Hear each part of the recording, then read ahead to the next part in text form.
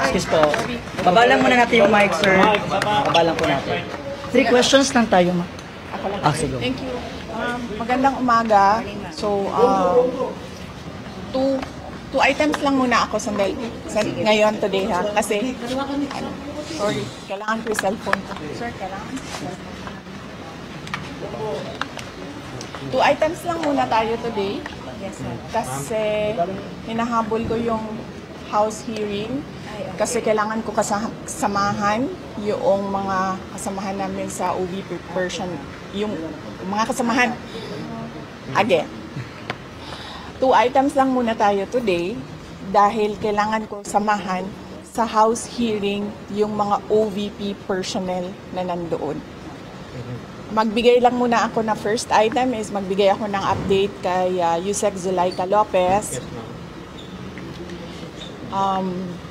So, ang update is, ang usapan kahapon, ang pakiusap sa kanya kahapon ay kapag dumating yung nanay niya, pwede kaming umalis ni Senator Bato. Si Senator Bato, meron siyang trabaho. Tapos ako, sasamahan ko naman yung mga OVP personnel na nasa house hearing. Okay siya kausap kahapon. Kanina, umaga, habang naghahanda ako, nagpaalam na ako sa kanya. At kung ano yung napag-usapan kahapon, inulit ko lang. Meron akong akong nabanggit na baka papasok sa detention yung dalawa doon. At sinabi ko sa kanya, kailangan ko din silang samahan. Nagsimula na siya umiyak. Tapos ayaw na niya, hindi na siya tumitigil sa kakaiyak niya tulad nung nangyari nung nakaraang Friday or Saturday ba yun? Oo. Iyak na siya ng iyak, paulit-ulit na yung sinasabi niya, kukunin nila ako, papatayin nila ako, kukunin nila ako. So nagtawag na lang kami ng doktor. Tapos yung doktor ang kumausap sa kanya. Medyo natagalan kami kasi ayaw niya maniwala sa doktor. Sinasabihan niya lahat ng tao na lumalapit sa kanya, wala akong tiwala sa inyo. I-lock niyo yung door, wag niyo siya palabasin. Wag niyo ako daw, wag niyo palabasin si Inday Sara, i-lock niyo yung door. So medyo matagal kanina yung negotiation at pakikiusap at advices and reassurances ng doktor sa kanya. Nung medyo nag-okay na si Yusek Lopez, nag-breakdown naman yung isang kasama namin doon na nandun din noong Saturday and Friday, si Nicole.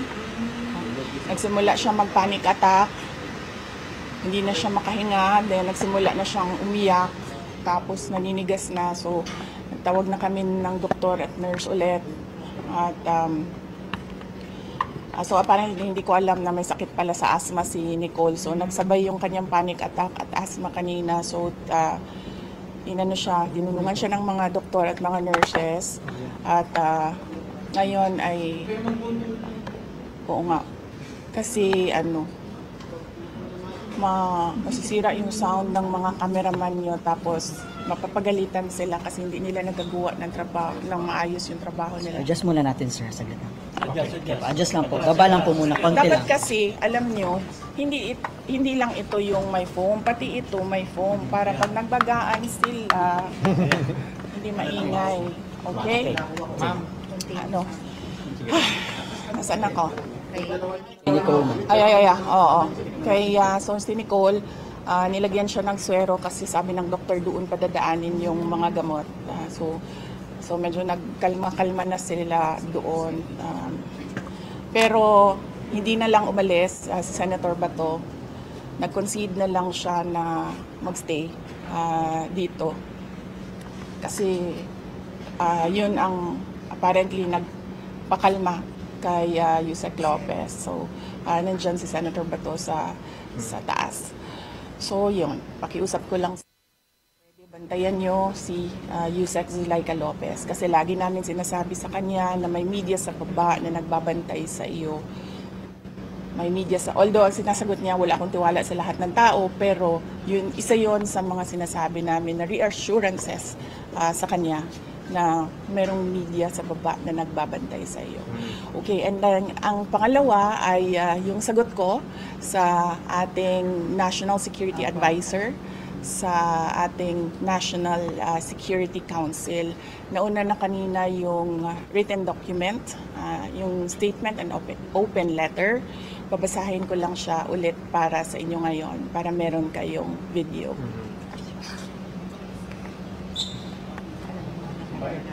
Mabatay konti. Oo, tutulungan ko kayo sa trabaho ninyo. Huwag kayo mag-alala. Huwag lang daw kayo magbanggaan ng mic, sabi ng mga kasamahan nyo.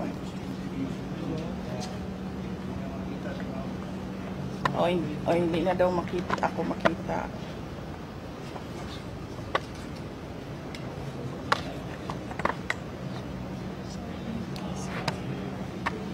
Ba't kasi yung GMA, tatlo ang mic? Siyempre. Bakit tatlo tayo dito? Nagbabantay kay Yusek Lopez. Salamat Salamat sa inyong tulong sa Office of the Vice President at sa mga personnel ng Office of the Vice President.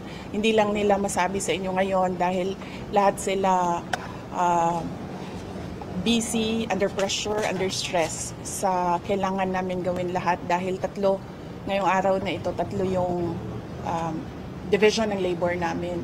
Meron sa office, meron sa House of Representatives at meron dito. This is in response to the statement made by the National Security Advisor speaking for the National Security Council dated 24 November 2024.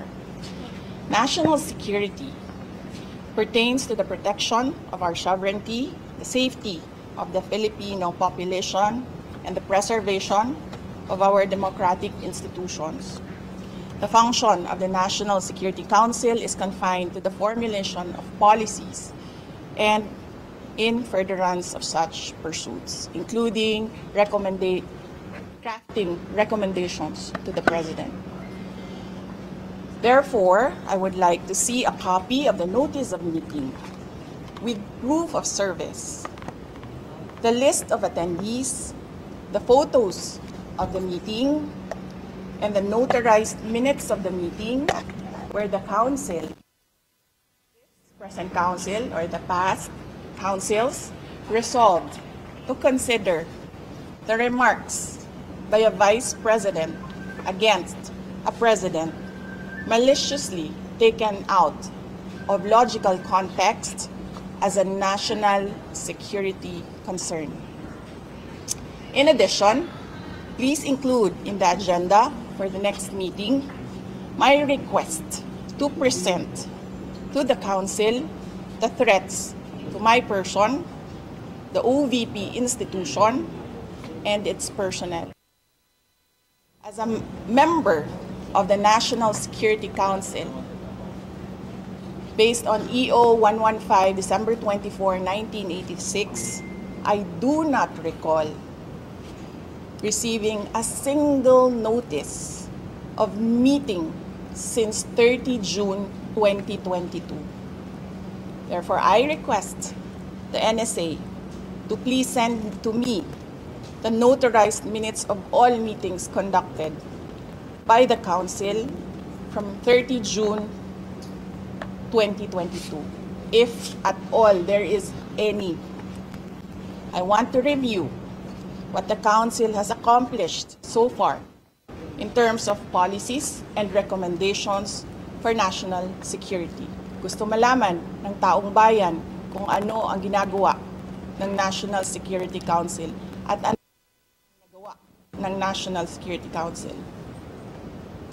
Moreover, please submit within 24 hours an explanation in writing with legal basis bakit hindi na member ang Vice President sa National Security Council or bakit hindi ako nakakatanggap ng invitation ng meeting, whichever is applicable. And finally, I urge all the National Security Council members and the Filipino people to demand transparency and accountability from the personnel of the National Security Council. Shukran. Ma'am, Thank you. ano daw yung tinutukoy niyo na white envelope? Ano daw po yung inutos sa inyo ni Yes, Lisa yung Araneta? dalawa lang muna sa akin. Thank- I need to help OVP personnel. Thank you. Thank you po. Thank you.